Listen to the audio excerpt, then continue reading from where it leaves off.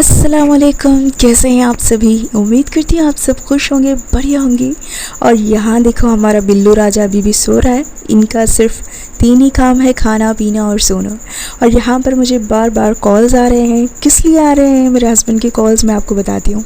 अब मैं पहन लेती हूँ बुर्का। मुझे जाना है एक जगह जो कि एक सरप्राइज़ है, और मैं इस बैग में कुछ स्टफ्स लेके जा रही हूँ जो मेरे हस्बैंड ने मुझसे मंगवाया था। इसमें है पानी और कुछ। और ये लो जी, मैं आ गई हूँ अपने डेस्टिनेशन पर जहाँ मेरे हस्बैंड ने मुझे बुलाया था। ये देखो मेरे हस्बैंड ने दीवार तोड़ के खड़े खड़े हुए। मुझे इतनी हंसी आ रही थी उनको देख के कि ऐसे कुछ किंग्स की तरह खड़े हुए थे, क्योंकि इन्होंने महान काम कर लिया था। मैं इनको छेड़ रही थी, क्या हाल कर दिया अपने घर की। यहाँ पर है रैक्स। मैं पहली बार इस जगह को देख रही हूँ, क्योंकि मैं इसके बाजू वाले मकान में थी, जो कि हमारा ख़ुद का घर है। ये मैं आपको बताती हूँ, ये हमारा ख़ुद का घर है। हमारे घर से हमें बेघर कर दिया गया था, और हमारे बच्चों को और मेरे मदर इन लॉ को उनके ही घर से निकाल दिया गया था। और हम सबको ऐसी हालत करने के ज़िम्मेदार इसी घर के एक मेंबर का है। इसलिए मैं आपको बता रही हूँ कि किसी पर कभी भी भरोसा मत कीजिए। आंख बंद करके हरगिज़ अपनों पर, किसी पर भी भरोसा मत कीजिए। इस दुनिया में कोई इंसान सही नहीं होता है, सब हानिकारक ही होते हैं। जिसके हाथ, जो हाथ बचाने के लिए दिया जाता है ना, उसी हाथ को छीन के फेंक देते हैं, वो बच जाते हैं। और यही हाल हमारे साथ हुआ था। जो चीज़ें आप देख रहे हैं ना, ये हमारे शॉप की चीज़ें हैं। पूरा शॉप हमारा बर्बाद कर दिया गया, हमारे घर को बर्बाद कर दिया, हमारे ऑनलाइन शॉप को भी बर्बाद कर दिया। जादू कर करके हमारे लाइफ को पूरी तरीके से कंट्रोल करके बर्बाद कर दिया। हमें पता ही नहीं था कि हम लोग क्या कर रहे हैं हमारी लाइफ में। और ये सूरह यासीन के 7 मुबीन वाला सूरह का किताब है जो मैं पढ़ा करती थी। अल्लाह उस इंसान को भी ऐसे ही गारत करे जिसने इस किताब को गारत किया है। ये रहा हमारा फ़िश टैंक। और मैं बात कर रही हूँ हमारे ही घर के फैमिली मेम्बर की, जो कि है मेरे जेठ। जिस इंसान के लिए हमने, उनके लिए, उनके बच्चों को खातिर इस घर में जगह दी, पनाह दी। मेरे हस्बैंड ने बहुत इंसिस्ट किया उनकी मदर को कि वो उनको जगह दे घर में रहने की, क्योंकि इससे पहले भी उन्होंने ऐसे कारनामे अंजाम दिए थे। इसलिए पुलिस के ज़रिए उन्हें घर से निकाला गया था। 15 साल बाद वो घर आए थे। जब हमारी शादी हुई थी तो उनके पास खाने पीने के लिए कमी थी, क्योंकि 3 बच्चे थे उनके पास, रेंट भरना था उनको, और बहुत सी ऐसी चीज़ें थी।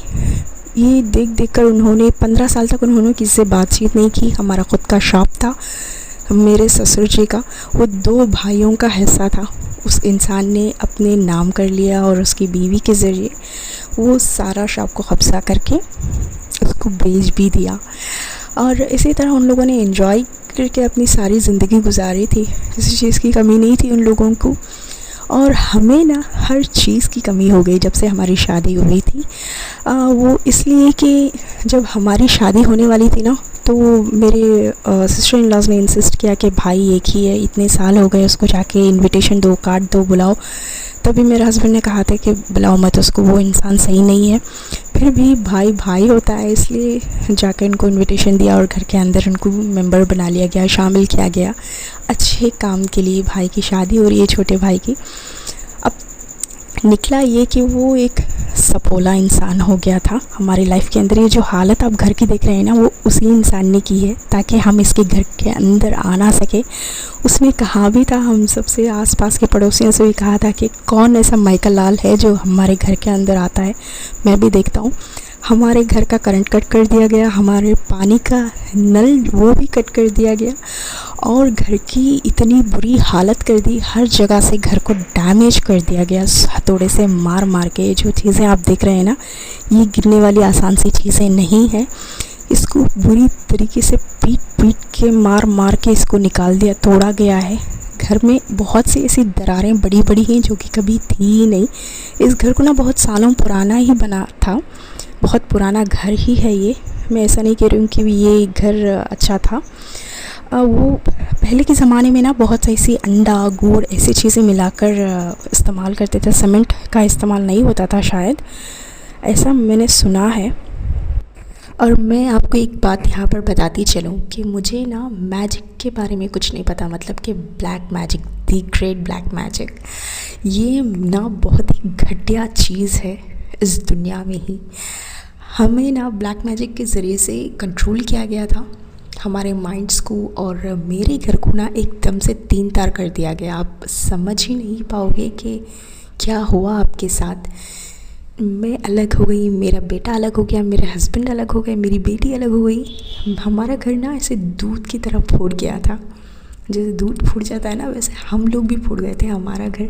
मैंने कैसी कैसी ज़िंदगी, कैसी कैसी वक्त देखा है मैं ही जानती हूँ, मेरा रब भी जानता है। आपके साथ ऐसा हुआ होगा तो आप भी इस तकलीफ़ को महसूस कर सकते हैं इमोशनली। ये जो चीज़ है ना, दर्द, तकलीफ़, जो इंसान के लिए हम अच्छा सोचते हैं ना, वही हमें देता है। और ये जो हालत देख रहे हैं ना आप, कैसे खंडर बना रखा है घर को, देखिए आप। यहाँ पर भी रेंट पे कुछ लोग रहते थे। एक्चुअली ये मेरे सिस्टर इन लॉ का घर है। 15 साल पहले इस इंसान ने इतना सारा खर्च करके हमारे ऊपर डाल के चला गया, यानी कि मेरे हस्बैंड और मेरी मदर इन लॉ के ऊपर। और ये कह के गया था कि कोई भी कर्ज़दार आता है ना तो सीधा बोल देता है कि इन लोगों के पास जाके ले लो, मेरे पास कुछ नहीं, मेरा कोई लेना देना ही नहीं है इस कर्ज़ से। और उस शॉप के अंदर लाखों की चीज़ें थी। मैंने आपको बताया था मेरे ससुर जी का शॉप था। वो बहुत ही फेमस शॉप है, आज भी है। जैसे ही नाम बोलते हैं वहाँ पे ऑटो आके खड़ी हो जाती है। जैसे ही हमारे घर का एड्रेस देते हैं वहाँ पे भी शॉप के थ्रू लैंडमार्क था। आप समझ ही सकते हैं कितना पॉपुलर पर्सन थे वो मेरे ससुर जी। उनका बेटा ऐसा निकलेगा, मैंने ख्वाबो ख़याल में भी नहीं सोचा था। मैं मेरे घर की इकलौती इंसान थी, मेरे माँ बाप की मैं एक ही बेटी हूँ। मैंने सोचा था कि शायद बहुत बड़ी फैमिली है, 6 लोग, 6 भाई बहन हैं, मिलजुल कर रहते होंगे। तो यहाँ आकर देखा तो कुछ और ही सीन था। चलिए हम चलते हैं उस वक्त पे। मेरे हस्बैंड ना बार बार बोलते थे कि मेरे ऊपर ना उसने जादू किया है, जादू किया है। मुझे समझ ही नहीं आता था ये बात, मैंने कभी सुनी ही नहीं थी मेरी ज़िंदगी में। उसके बाद धीरे धीरे मेरे घर की हालत बहुत बदतर से बदतर होती गई थी। उसके बाद जब मैं 4 इयर्स बिफोर फर्स्ट फ्लोर में थी तो मुझे पता चला कि वहाँ ऐसी ऐसी चीज़ें मुझे मिली ना, मैं देख के तंग रह गई थी। उसको ब्लैक मैजिक कहते हैं, ये मैंने तभी जाना था। उसके बाद मैंने रिसर्च किया तो मुझे पता चला कि इतनी गंदी गंदी चीज़ें जो डाली जाती थी वो ब्लैक मैजिक करने के लिए डाली जाती थी, ताकि हम उसके ऊपर से उंगल सके, उसका असर हम पे हो। बुरे बुरे जिन्नात छोड़े जाते थे। और मैं आपको बताती हूँ कि मैंने ना कच्चे कच्चे गोश्त देखे थे कि स्क्वायर के पीसेस में लिपटे हुए एक कवर में, पॉलीथीन बैग में हमारे घर के आसपास दायरे की तरह बना के वहाँ पे डाला जाता था। और मिट्टी जो है वहाँ डाला जाता था कोने कोने में। और खूंस बोलते हैं ना, वो उसको हाथ पैर बांध के रख के उसका सिर्फ चेहरा कुचला जाता था हमारे स्टेप्स में, जब हम चढ़ते उतरते हैं ना वहाँ के स्टेप्स में। और हमाम में भी बहुत ऐसी चीज़ें होती थी।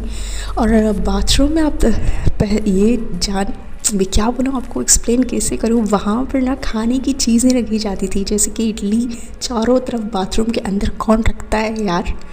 वो इसलिए कि रिस्क की कमी हो जाए और रिस्क में कुछ भी ना मिले, ये बदतर से बदतर हो जाए, भूखे मर जाए, इसलिए वो ऐसा जादू करते हैं।